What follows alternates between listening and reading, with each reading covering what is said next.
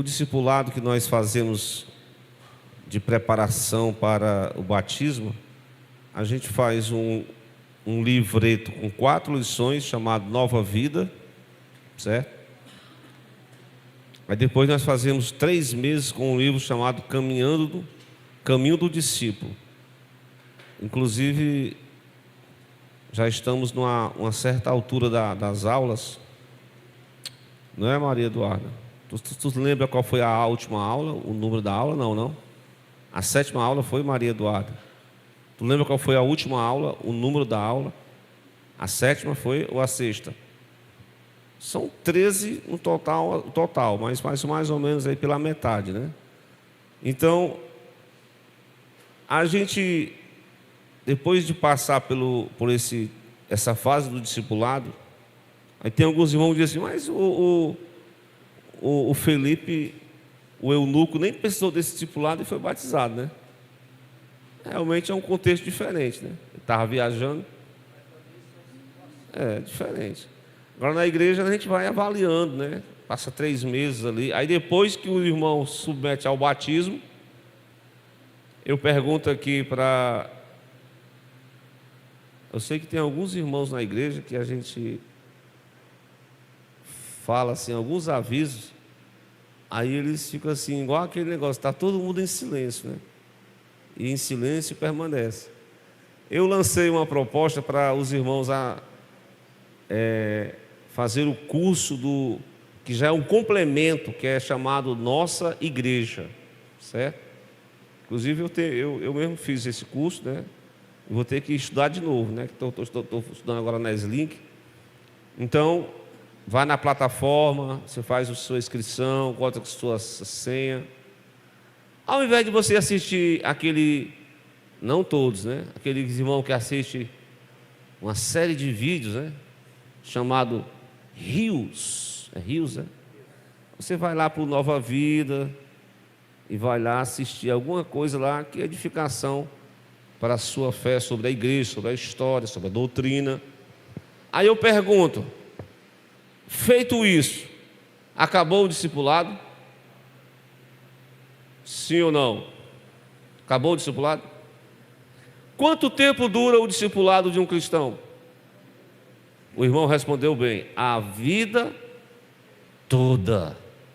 A vida toda. Determinado momento de alguns discípulo é o aprendiz, né? Nós sempre temos que estar aprendendo de Cristo, certo? Então, o discipulado foi um método que Cristo implantou, né? E ele diz, façam discípulos de todas as nações. Louvado seja Deus. Então, eu gostaria de ler um texto que está no livro de Lucas, capítulo 24, a partir do verso de número 31. Louvado seja Deus. 24, 31 em diante. Quando o texto vai relatar que abriram-se-lhes então os olhos e o conheceram. Conheceram quem? Jesus. E ele, Jesus, desapareceu deles, né? Dos outros 2. E eles disseram um para o outro, no 20:32, né? Porventura não ardia em nós o nosso coração, quando pelo caminho nos falava e quando nos abria as Escrituras? É uma pergunta que ele faz de um para com o outro. E no 33 ele vai dizer, e na mesma hora, isso aqui é interessante, que aqui podemos dizer que é uma volta para um momento de negligência do discipulado. Aí eles voltaram para onde? Para Jerusalém. E lá quem foi que eles encontraram? Os 11, né? Os 12, não era 12, era só 11 agora, que um tinha morrido, né? Acharam congregados os 11 e os que estavam com eles, a igreja, os primeiros discípulos, os quais diziam, os dois, né? Os dois discípulos, diziam que um para a igreja lá em Jerusalém. Dizia o quê? Irmão, Adailton, na parte lá do ventilador, você desliga o número 3, por favor. Pronto. É o número 1, né? Então me enganei. É do ventilador. Pronto. Ok? Vamos para o texto, né? Diz aqui que na mesma hora eles voltaram para Jerusalém e acharam congregados os 11 os que estavam com eles, os quais diziam: o que foi que os dois discípulos disseram? Ressuscitou verdadeiramente o Senhor e já apareceu a Simão. E eles lhes contaram o que acontecera no caminho. No caminho da nossa caminhada com Cristo, alguém vai dizer assim: tudo isso aí eu já sei. Sabe ou não sabe? Eu sei que você sabe. Você já sabe o caminho, você já sabe o que tem que fazer. Mas algumas vezes, no caminho do discipulado, nós perdemos aquele fervor, é ou não é? Perdemos aquela disposição. Ou então, como diz lá em Apocalipse 2, nós começamos a perder o primeiro amor. Ou então, nós vamos lá para a profecia de Jesus, que diz que por se multiplicar a iniquidade, aí eu vou começar a ficar como? Você quer esse versículo para você? Você quer que ele cumpra na sua vida? Profeticamente falando? Hein? Ninguém quer não. Ninguém quer ficar um crente frio, geladeira. Isso aí o irmão aí pegou pesado, viu, irmão? Vou usar essa terminologia não. Senão você vai me complicar aí, né? Então, no caminho do discipulado, muitas das vezes nós vamos esquecer algumas bases que nós andamos, mas ao longo do caminho nós vamos negligenciar e esquecer. E essa mensagem, apesar de ser tão conhecida, mas eu consegui aqui catalogar algumas bases desse discipulado que eu e você precisamos voltar para essas bases. Tem que voltar para as bases. Sem essas bases, se você só for esse crente, usando uma expressão que bem, não sei o que significa, um crente meia tigela. Meia tigela, o que quer dizer isso? É meio morno, né? Ele vai para a igreja, mas hoje ele ficou tão moderno que ele não leva nem mais a Bíblia para a igreja.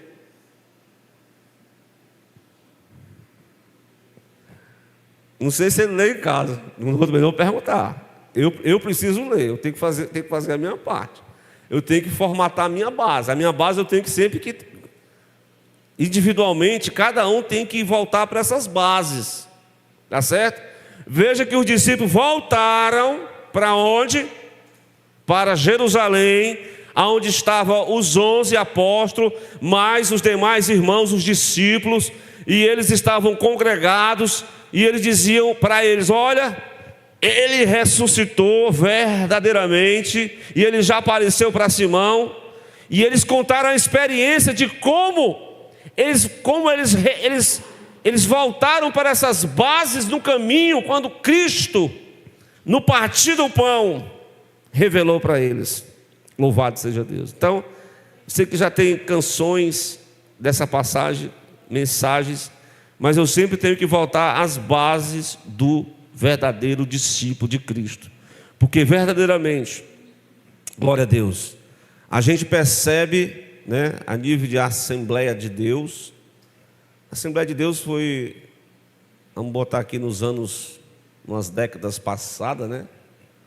Foi uma igreja, como é uma igreja tradicional, os costumes, mas alguns irmãos, né, eles começaram a captar algumas questões do meio onde eles vivem, e daqui a pouco o que era proibido, aí as pessoas aderiram, foram para um outro extremo, de um extremo de proibição para um extremo de libera. Aí não tem problema não, né? Não tem problema nada tem problema. Aí é preciso a gente voltar a essas bases que eu quero citar aqui nesta noite, se Deus quiser e permitir, com a graça dele. Glória a Deus. Mas vamos lá. No caminho, não vou entrar nessa questão, mas eles saíram de Jerusalém e foram para qual localidade? Emaús. Você sabe qual a distância que eles percorreram? Diácono Miqueias, teólogo Miqueias. Pegou agora, Miqueias. O texto na corrigida diz uma distância em forma de, eu não sei se a partir do versículo ele diz ele usa uma cifra de medida de distância, mas em alguns, pesquisando, você vai encontrar em torno de 10 a 12 quilômetros, uma caminhada até boa, né? Você caminhar 10 quilômetros, né? Como se você está aqui para o centro, né? Caminhando livre estou, dá para você meditar muita coisa, não é não? Quando você estiver muito estressado, você faça uma caminhada assim dessa, você vai começando a meditando no caminho. Ó Senhor, a minha vida está assim, está assado, mas eu preciso de uma mudança. Eu preciso voltar ao primeiro amor. Eu preciso ser aquele crente original. Chega de ser esse crente fajuto, esse crente meia tigela. Eu quero ser um crente verdadeiramente, glória a Deus, cheio do poder do Espírito Santo. Eu quero conhecer cada vez mais a Tua palavra. Eu quero me libertar de algumas coisas que eu ainda estou preso, viu, Senhor? Tem um negócio que estão me prendendo e eu preciso me desgrudar disso, porque eu sei que Tu tens um propósito na minha vida, e eu quero voltar para essas bases que o Senhor estabeleceu no Novo Testamento, e até o próprio ministério de Jesus vai mostrar isso. Mas uma base primordial que você tem que manter o foco, sabe o que é? É que no texto vai dizer que eles abriram os olhos. E o que aconteceu quando eles abriram os olhos? Conheceram Jesus. É tão simples essa mensagem. Quem é que não conhece? Você conhece Jesus? Eu conheço. Aquele que foi pendurado na cruz, aquele que curou os enfermos. Mas eu estou falando de um conhecimento mais pessoal, íntimo, entre você e Cristo. Note, o apóstolo que negou Jesus, quem foi ele? Chegou a dizer o seguinte: o que vocês dizem que eu sou? Aí o que foi que o apóstolo Pedro disse? Tu és, Mateus 16, versículo 15 e 16. Tu és, no 16. Quem eu sou? Tu és, no 16. Tu és quem? O Cristo, o Filho do Deus vivo. Glória a Deus. Tu és o Cristo, o Filho do Deus vivo. Então o apóstolo recebeu uma revelação sobre, porque até então, lembra quando Jesus dormiu no barco? Lembra dessa passagem, quando ele dormiu no barco? Aí o que aconteceu quando ele dormiu no barco? Aí ele se acordou, os discípulos acordaram eles. Aí ele deu uma ordem para os ventos e o mar. Qual foi a ordem? Vento, mar, cala-te. Quando o vento e o mar ouviu, no caso era um lago, né? Ouviu a voz de Jesus, eles conheceram o que Isaías diz: o boi conhece o seu dono, né? E o jumento a sua manjedoura, mas o meu povo, ele não tem conhecimento de mim. Isaías já profetizou isso no Velho Testamento. Glória a Deus. Então, A natureza reconheceu o seu Criador, a palavra da criação: haja luz, haja isso, faça, cria. Eles obedeceram. E o que foi que os discípulos disseram uns para os outros? Quem é este que até o vento e o mar lhe obedecem? Quem é este? Quem é este? Então, quem é Jesus? Se você entrar numa faculdade, numa escola, num ambiente pesado, e você é seguidor de Jesus, não é verdade? Você não vai fazer igual o Pedro não, viu? Pelo amor de Jesus. Você nega Jesus com o seu testemunho, com as suas palavras, com seu estilo de vida. Você pode negar Jesus, não somente assim, não sei que não. Você pode negar Jesus com o seu estilo de vida, como tipo assim: esse daí é crente? Meu Deus, misericórdia, olha o vocabulário dele ou dela, ou olha o estilo que ela se apresenta, misericórdia. Entendeu? O que é o conhecer a Jesus? É uma mudança, é uma reciprocidade entre o discípulo e o seu mestre. O mestre que é Cristo. Nós precisamos aprender de Jesus. Então és o Cristo, o Filho de Deus vivo. Então essa é uma base muito importante, porque muitas pessoas, glória a Deus, sendo cristãs, não tiveram ainda um encontro como Paulo teve lá no caminho de Damasco. Não foi assim? O que mais? Os próprios discípulos de Emaús tiveram um encontro com Jesus, um encontro tão poderoso que eles ficaram edificados na fé. E a segunda base que eu quero me retratar com vocês aqui, louvado seja Deus, é exatamente o próprio. Nós temos a fé, né? A nossa fé, eu até preguei isso aí ontem, né? A nossa base da nossa fé. O discípulo é aquele que crê, que acredita no sacrifício de Jesus, acredita na palavra de Deus, acredita na volta de Jesus Cristo, acredita nos dons do Espírito Santo, acredita na manifestação sobrenatural de Deus, acredita que um dia Jesus voltará e que se um dia eu morrer eu vou ressuscitar dentre os mortos, glória a Deus, e nós vamos ser arrebatados e transformados num abrir e fechar de olhos, glória a Deus. Nós temos essa convicção, louvado seja Deus. E o Senhor disse para Pedro: você me conhece? Pois bem, a base é conhecer a mim, porque esse conhecimento, com essa base da sua fé, você vai edificar a sua construção espiritual. E aí vai Mateus 16, 18, glória a Deus. E ele vai dizer assim: sobre esta pedra, ou seja, o próprio Cristo, a fé em Cristo. Nós estamos baseados em Cristo. Nós não estamos baseados em teorias, em filosofias, em ideias humanas. Glória a Deus. O cristão verdadeiramente pode ser que ele não tenha muita teologia, não seja muito profundo, mas uma coisa ele faz igual aquele cego lá, que era cego. Ele foi aula para os mestres. Ele disse assim: olha, bora pai, fala aí, tu já tem mais de idade. Quem é esse? Rapaz, eu não sei de nada. Eu só sei uma coisa, é que eu era cego. Mas um homem chamado Jesus me deu uma palavra de ordem. Eu fui para o tanque de Siloé e agora estou vendo tudo. E eu quero conhecer esse homem chamado Jesus. Glória a Deus. Tu todo nascido em pecado quer ensinar para a gente, rapaz. Tu é discípulo dele. Foi expulso da sinagoga, foi disciplinado, né? Jesus veio e se revelou para ele. E a base da nossa fé, esse fundamento, Paulo diz que ninguém pode pôr outro fundamento. Mas o Mateus 16, 18 vai dizer o quê? Sobre esta revelação, esta pedra que é Cristo, você vai edificar a minha igreja. E ele diz mais: que as portas do inferno não prevalecerão contra a minha igreja, porque tem uma base.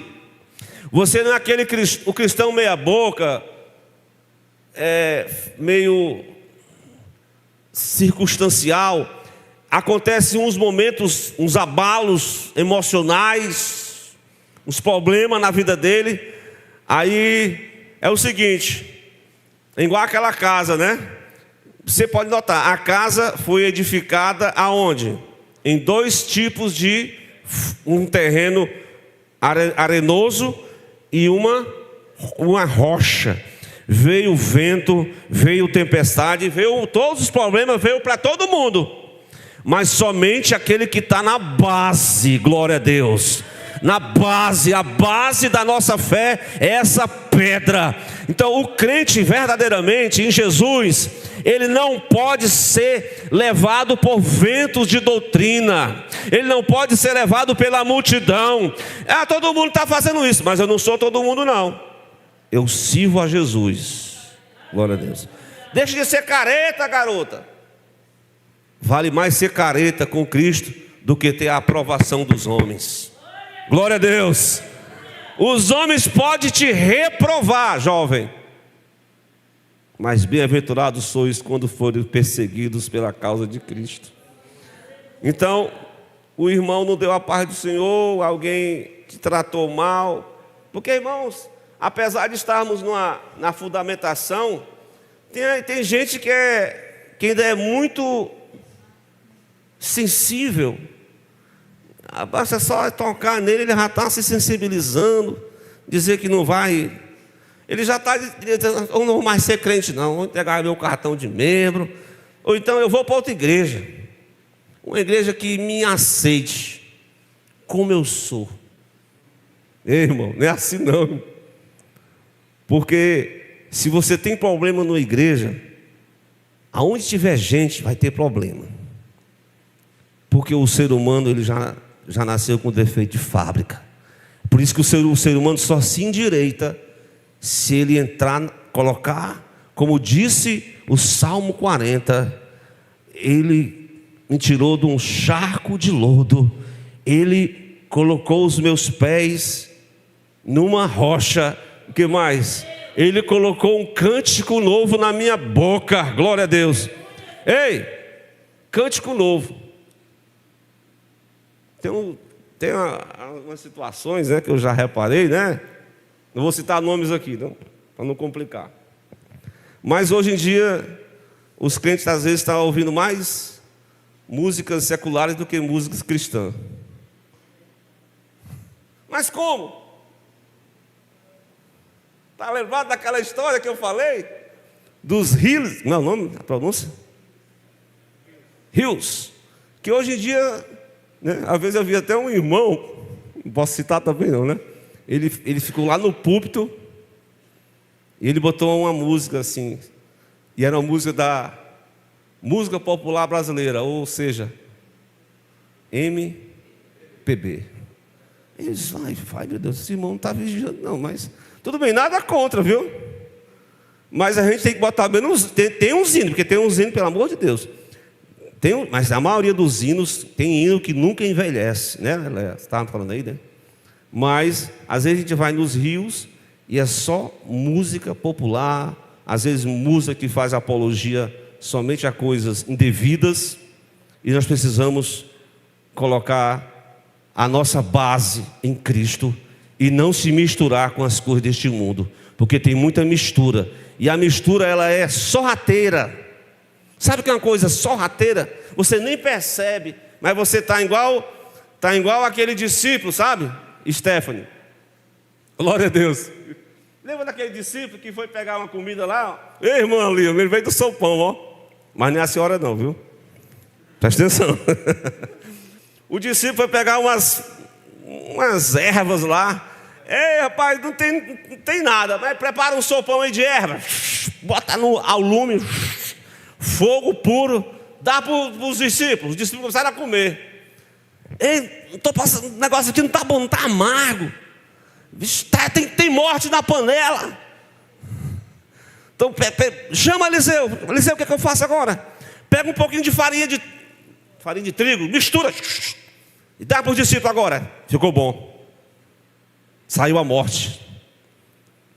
Então, sorrateiramente, alguns ingredientes do mundanismo, do secularismo, da vaidade pessoal, alguns ingredientes do mal, da corrupção, ela vai corrompendo as bases do cristão. Estão entendendo? Glória a Deus. É preciso vigiar para não deixar a base de lado e se apegar com aquilo que não é o verdadeiro fundamento, como no dizer de Paulo, 1 Coríntios 3:11, porque ninguém pode pôr outro fundamento além do que já está posto. E qual é esse fundamento? Fred, quem é o fundamento? É Cristo. É o fundamento da nossa fé, da igreja. É essa base que nós não podemos perder. Muito bem, vamos voltar para o texto. Os discípulos estavam assim caminhando desapercebidos, e eles não entenderam um acontecimento naquele final de semana. Que acontecimento foi esse? Eles não entenderam o quê? A morte do próprio mestre, né? Eles ficaram sem entender isso. E é exatamente, eu quero falar sobre uma base muito importante, sobre o entendimento, a nossa compreensão da cruz, do sacrifício de Jesus. Qual é o nosso entendimento? O que nós entendemos sobre a cruz? Se eu perguntar para alguém nessa noite, ele vai dizer assim: o que significa a cruz para você? A morte de Jesus na cruz. A morte significa o quê? Quem tem coragem de falar alguma coisa? Diácono Hélio, passa a bola para você. Hein? A morte de Cristo na cruz. Qual a ideia que você tem sobre a morte de Cristo na cruz? Louvado seja Deus. Uma chance de salvação. A morte de Cristo na cruz é perdão.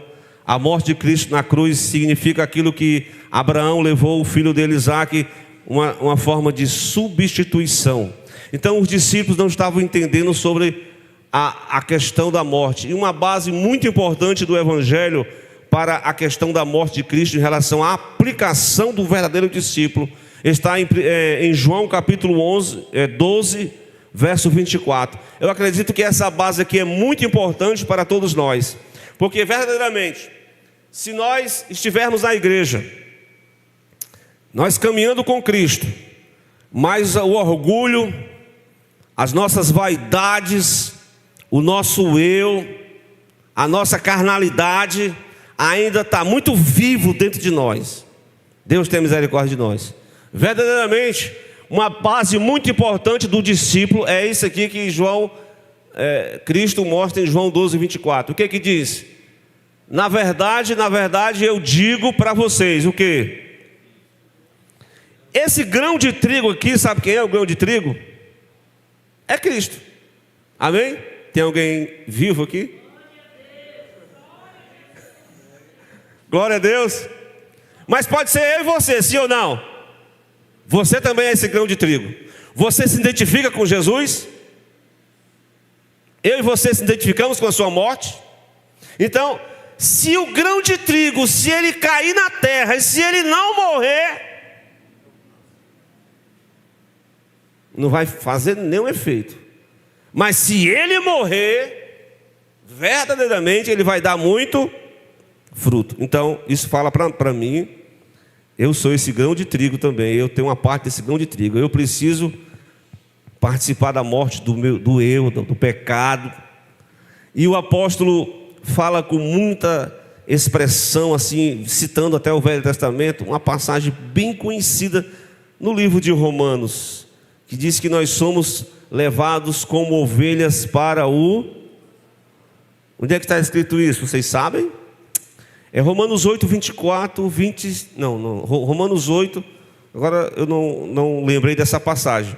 Mas nós estamos como ovelhas sendo conduzidas, ou seja, cada dia nós temos que se identificar com a morte do nosso mestre. Ora, se o mestre que é mestre por excelência, se ele participou da morte, ele morreu, mas ele foi sepultado, ao terceiro dia ressuscitou, nós como discípulo dele, nós participamos da sua morte, quando nós crucificamos a nossa carne, crucificamos a nossa vaidade, crucificamos o nosso orgulho, crucificamos as nossas paixões, crucificamos aquilo que atrapalha o nosso relacionamento com ele.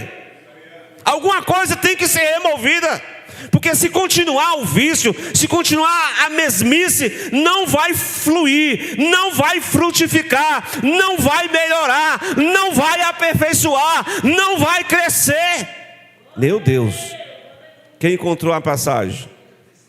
8:30 aí, como está escrito: por amor de ti, tem que ser por amor, nós somos entregues à morte. Só uma vez por dia, na semana, no sábado, é verdade? Quem quiser vir após mim, Ricardo, negue-se a si mesmo. Mas irmão, eu tenho tantos desejos. Negue-se a si mesmo. E o que mais? Tome cada dia a sua cruz. Siga-me. Siga-me, glória a Deus. Tem muito discípulo que só quer as benesses do Evangelho. Tem discípulo que só quer comer do pão. Tem discípulo que só quer comer aquilo que o Evangelho proporciona. Mas essa parte amarga, pula o sacrifício. Quero só as benesses do Evangelho. Mas o Evangelho tem que ir, né? A palavra, ela é doce como mel na boca, como diz Ezequiel, mas quando chegou nas entranhas, amargou. Ou seja, o Evangelho é beleza, é lindo, é uma história interessante, mas a prática dele, principalmente nesse quesito, morrer, identificar-se por amor, somos reputados como ovelhas para o matadouro. Glória a Deus. Está falando de uma experiência que o discípulo deve refletir nele mesmo. Caso contrário, ele vai ficar assim, sem entender nada. Eu pensei que os irmãos iam me reconhecer naquela igreja. Tanto tempo que eu estou lá. Estou dando só um exemplo, viu?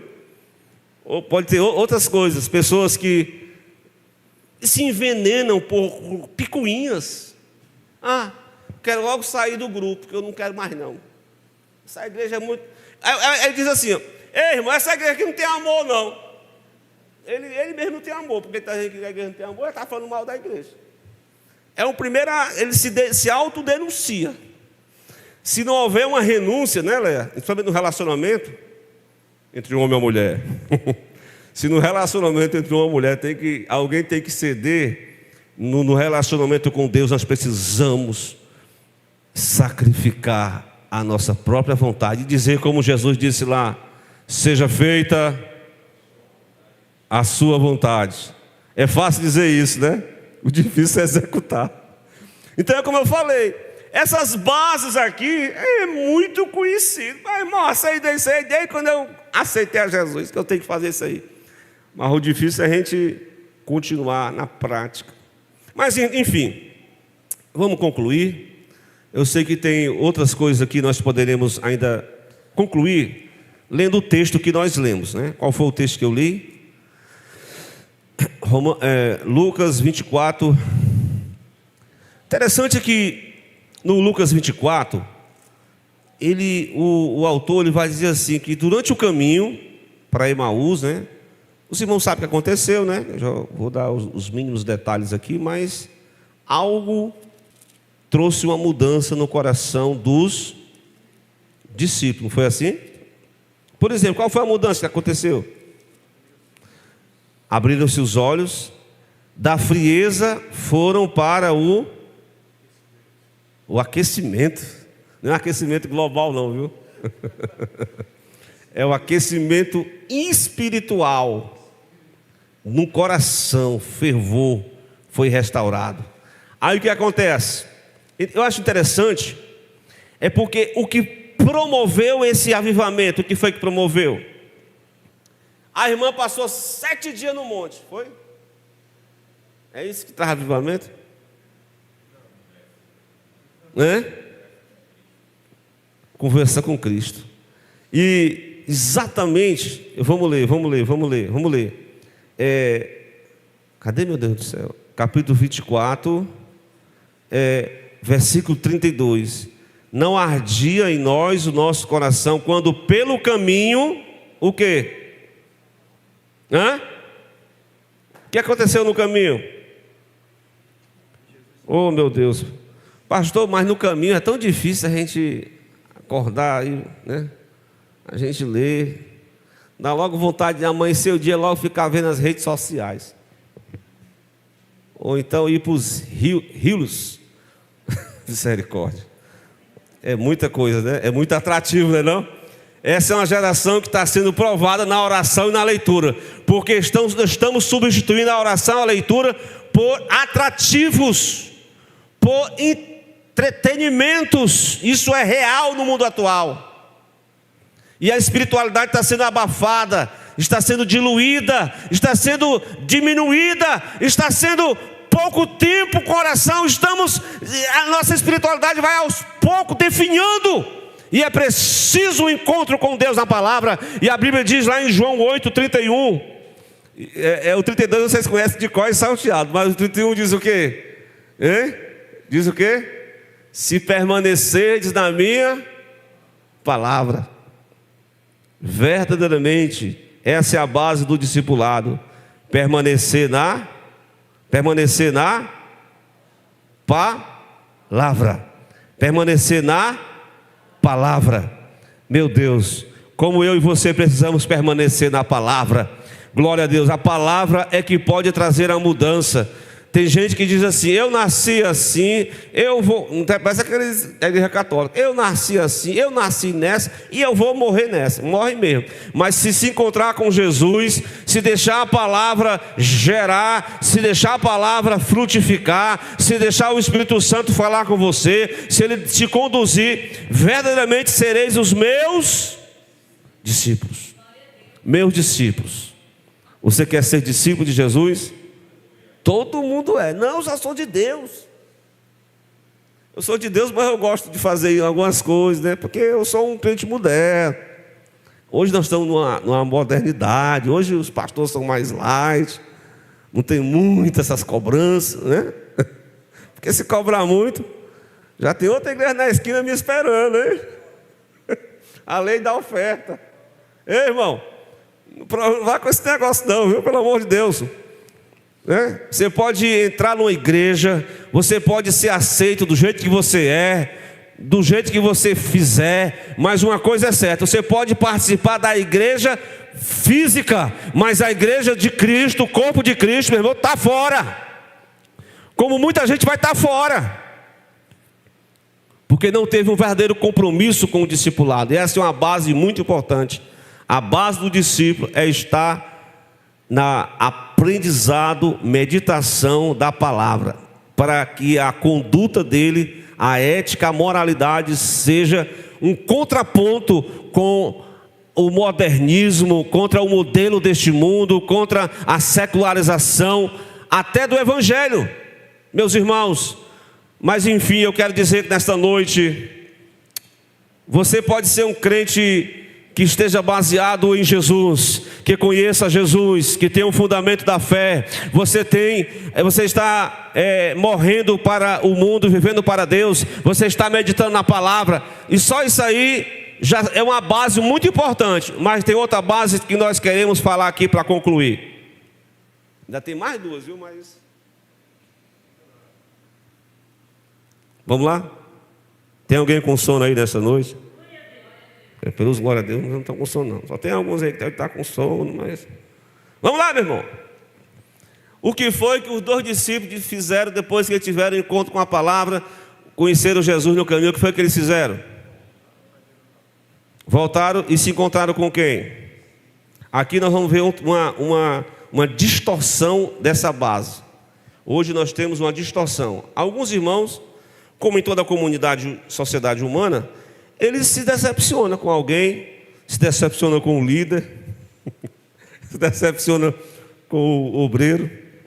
Às vezes é uma irmã líder do conjunto, ela às vezes é muito agravante nas palavras. Não estou dizendo que as irmãs sejam assim não, viu? Aí ela diz umas palavras muito pesadas, aí a outra, eu não gostei não vou sair. Aí ela se afasta, aí ela começa a dizer, você agora é um crente,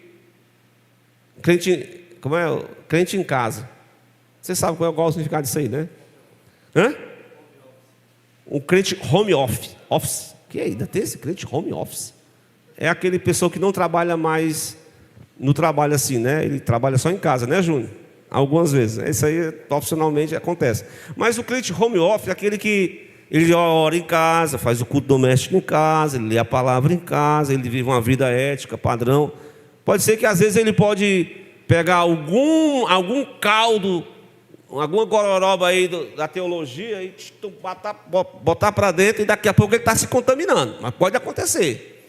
Mas aí, os discípulos de Emaús, depois que eles revitalizaram as bases do discipulado, o que foi que eles fizeram? Vamos encaixar outra base, igreja. Não existe discípulo sem estar conectado à igreja. Não existe um discípulo afastado da igreja. A igreja, por mais defeituosa que ela seja, por mais problemática que nós sejamos, mas é a igreja de Cristo. Cristo aceita o fraco. Cristo tem paciência com aquele que está doente. Além disso, há entre nós fracos, doentes e até alguns que dormem. Mas Ele está tendo tempo de tratar com cada um. Mas a questão é, não deixe a igreja, não abandone a igreja, ame a igreja, esteja vinculado na igreja, participe do trabalho da igreja, faça a diferença como discípulo. Glória a Deus. É lá no meio do discípulo, da igreja, que os discípulos vão fazer uma outra base muito importante. O pastor pregou isso. Nem todos são chamados para serem pastores, teólogos, músicos e assim por diante. Mas todos foram chamados para fazer parte da base, da execução da missão do discipulado. Glória a Deus. Pastor, eu não vou não, eu quero me excluir desse negócio aí. Não, irmão, não se exclua não. Você é discípulo? Você tem a base? Essa base aqui é muito importante. Querendo o aperfeiçoamento dos santos para a obra do ministério. Lá em Efésios está escrito, não é assim, irmão Miqueias? Então, o que foi que os discípulos de Emaús fizeram, Léa? Começaram a espalhar a semente, a dizer assim, olha, ressuscitou, confirmo, eu estou aqui como um servo, eu estou aqui para fazer parte, eu estou aqui para arregaçar as mangas, eu estou aqui para carregar a caixa, eu estou aqui, glória a Deus, para fazer o que tem que ser feito, e eu estou à disposição do reino, glória a Deus. Eu não estou aqui por cargo, eu não estou aqui por isso, por aquilo, eu estou aqui por amor a Cristo, porque eu fui chamado para servir. O discípulo, ele é chamado para servir. Maior é o que está à mesa ou o que serve? Jesus disse isso, né? Tem muito discípulo que só quer estar na mesa, né? Mas não quer servir nada. Quer isso? Vamos melhorar, né? O nosso discipulado. Vamos continuar. Quem quer continuar o discipulado? Diga glória a Deus. Temos que rever essas bases, sim ou não? Tem algumas coisas que tem que ser melhoradas. Às vezes até na pregação, né? Eu fico às vezes observando, né? Tem uns irmãos que eu estava observando essa semana, né, Léa?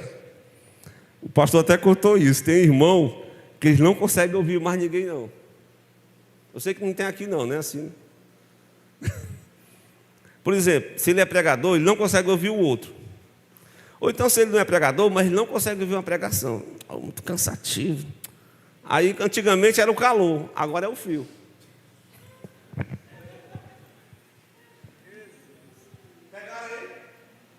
A irmã ali, tá bom. Oh meu Deus, sem misericórdia de mim, né? Primeiramente.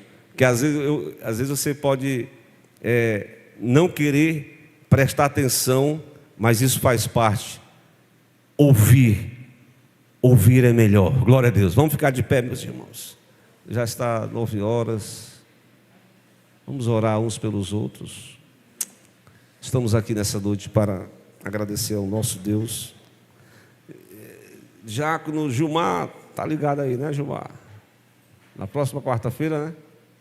É na próxima quarta, é? Tá, vamos lá, né? Se deu certo, dá tudo, né? Né, Gilmar? Amém? Vamos orar, quem precisa de oração? Eis-me aqui, Senhor. Vamos convidar aqui o diácono Wellington para fazer uma oração final nesta noite. Pedir a Deus que cada um de nós possamos refletir nessa mensagem, nessa noite.